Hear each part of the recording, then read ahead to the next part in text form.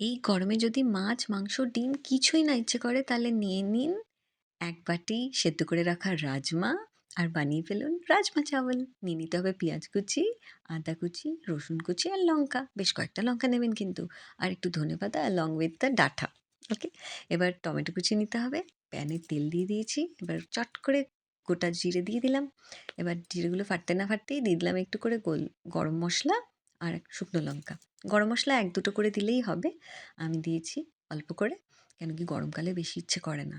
এবার আদা কুচি আর রসুন কুচিটা দিয়ে দিলাম। এবার এটা ভাজা, ভাজা হবে। দেখুন এটা হালকা রেডিশ কালার আসবে যখন, তখন আমরা এটাতে ফার্দার ইনগ্রিডিয়েন্টস দেবো। এবার দিলাম পেঁয়াজ কুচিটা দিয়ে দিলাম। পেঁয়াজ কুচিটা দিয়েও এরমভাবেই লাল করে ভেজে নিতে হবে। পেঁয়াজ কুচিটা দিয়ে আমি একটু ঢাকা দিয়ে দিয়ে ভাজবো। কেন কি ঢাকা দিলে ভাজাটাও ভালো হয় আর তাড়াতাড়ি রান্নাটা হয়। আমি একটু তেল অ্যাড করলাম। আমার মনে হলো একটু তেল লাগবে। আপনারা আপনাদের সুবিধা মতন তেলের ইউজটা করবেন। দেখুন এটারও গোল্ডেন কালার ধরে গেছে। খুব সুন্দর ফ্লেভার বেরোতে শুরু করেছে। এই মুহূর্তে আমরা কি করব? টমেটোটা দিয়ে দেবো। টমেটোটা আমি আগের থেকেই কুচিয়ে রেখে দিয়েছিলাম। একটা গোটা টমেটো দিয়েছি। টমেটোটা দিলে ভীষণ স্বাদটা বেড়ে যায়। আচ্ছা টমেটোটা দিয়ে আমি একটু ভালো করে নেড়েচেড়ে ঢাকা দিয়ে রেখে দিলাম। ইতিমধ্যে আমি কি করলাম? একটু সেদ্ধ করে রেখে দেওয়া রাজমা রেখে দিয়েছিলাম। সেটা আমি দিয়ে দিলাম ২ চামচ মতন। আর দিয়ে দিলাম ৩-৪ টে লঙ্কা, কাঁচা লঙ্কা। পেস্ট হবে এগুলো একসাথে।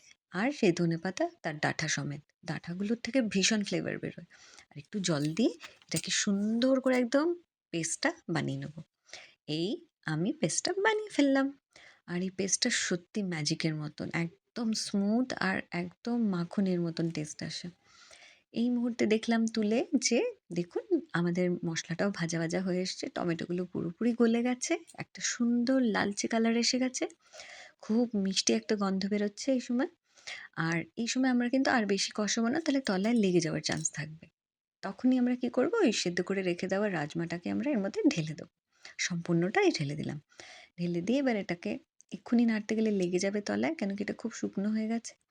ওই যে পেস্টটা বানিয়েছি, সেই পেস্টটা এর মধ্যে আমি এবার ঢেলে দেবো। আচ্ছা, এই পেস্টটা দেওয়ার আগে আমি একটুখানি ধনে গুঁড়ো দিয়ে দিলাম। ধনে গুঁড়ো আপনাদের আন্দাজ মতন আমি ১ চা চামচ দিয়েছি। একটু জিরে গুঁড়ো দিলাম ১ চা চামচ, হাফ চা চামচ হলুদ দিয়েছি, একটু হিং দিলাম, একটু লাল লঙ্কা গুঁড়ো দিলাম, কাশ্মীরি রেড চিলি পাউডার, এটাতে ভীষণ ভালো কালার আসে। একটু গরম মশলা দিয়ে দিলাম, একটু চিনি দিলাম ব্যালেন্স করবার জন্য। আরেকটু দিলাম, আর একটুখানি নুন অ্যাড করে দিলাম। এবার সমস্ত কিছু মিশিয়ে ভালো করে একটু নেড়ে নিলাম। কিন্তু দেখুন তলায় হালকা, হালকা ধরে যাওয়ার মতন হচ্ছে। এই সময়টা আমরা ওই পেস্টটা দিয়ে দেবো। দিয়ে একটু গরম করে রাখবো। একটু জল, বেশ খানিকটা জল দিতে হবে। আদারওয়াইজ জলটা শুকিয়ে যাবে তাড়াতাড়ি। এটা কিন্তু উষ্ণ গরম জল দিচ্ছি আমি। দিয়ে ঢেলে এটাকে ভালো করে মিক্স করে আমি এটাকে এবার ঢাকা দিয়ে দেবো। এটা এর মতন এবার ফুটতে থাকবে। যত ফুটবে তত এটার ফ্লেভারও বাড়বে, তত টেস্টও বাড়বে।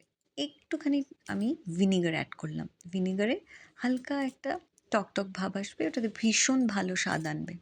ইউজুয়ালি আমি লেবুর রস দিয়ে থাকি। আপনারা লেবুর রস দিতেই পারেন। আমি একটু ভিনিগার দিলাম। ওটাতেও কিন্তু খুব ভালো কাজ হয়। ভিনিগার কিংবা লেবুর রস যেকোনো একটা দিতে পারেন। আচ্ছা আমি ওটাকে হতে দিয়েছি। এবার আলাদা প্যানে আমি একটু তেল নিয়ে নিয়েছি। এটা তড়কাটা তৈরি করছি। এই তড়কাটা কিন্তু ভীষণ ভাল লাগে। এই তড়কাটাই হচ্ছে টেস্ট এনহ্যান্সার। তেলে আমি একটুখানি জিরে দিয়ে দিলাম ফোড়ন। অল্প করে দিয়েছি কেন কি আগেই দেওয়া হয়েছে। একদম জুলিয়েন করে কেটে রাখা আদা রেখে দিয়েছি কেটে।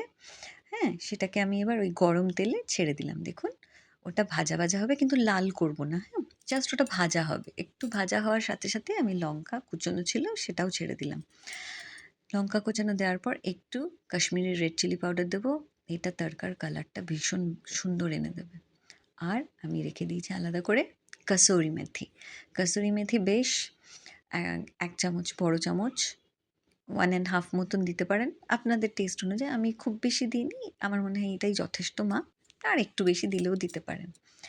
আচ্ছা এটা যখন একটু ভাজা হয়ে যাবে এবার আমরা তেলটা অফ করে দেবো, মানে গ্যাসটা অফ করে দেবো, যেটাতে আমরা তড়কাটা বানিয়েছি। কেন কি ওটা বেশি ভাজা হয়ে গেলে কিন্তু তড়কাটা জ্বলে যাবে, ভালো লাগবে না। এবার ওই গরম অবস্থাতেই আমরা এর মধ্যে তড়কাটা দিয়ে দিলাম। দেখুন কি দারুণ কালারটা এসছে।